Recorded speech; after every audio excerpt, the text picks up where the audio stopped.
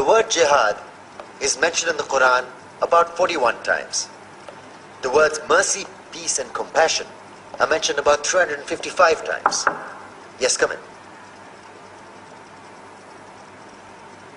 Come on in, Riaz. Sit down, please. Contrary to popular belief in most Western cultures, Islam is a religion that preaches peace and tolerance. Yes, Patricia.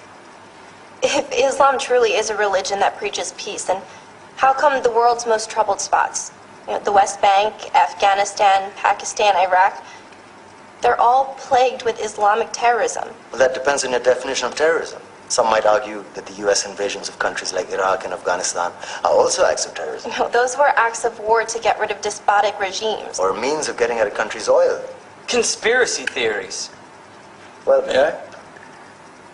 Yes, please. Go ahead, Riaz. Mr. Khan is right. I mean, if we're talking about terrorists, the world's biggest terrorists are the white superpowers. Come on now. No, really, stop and think about it. Explain 9/11. Okay. Do you know how many people died in the Twin Towers strike? Around 3,000. And do you have any idea how many people died in the bombing of Afghanistan? Take a wild guess. More than 15,000 people died. And that's just conservative figures. About 50,000 tons of explosives were dropped on innocent civilians. Men, women, children. Yeah, but that was because of the Taliban.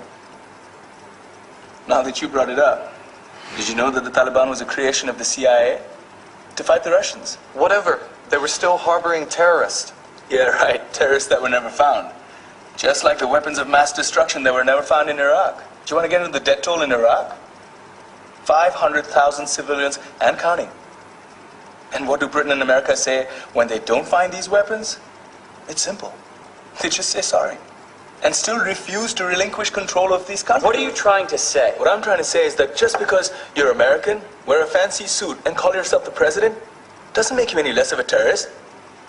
I'm saying that if you don't stop meddling in other people's countries, you will face a backlash. If Muslims like you feel that way, then why don't you get out of our country?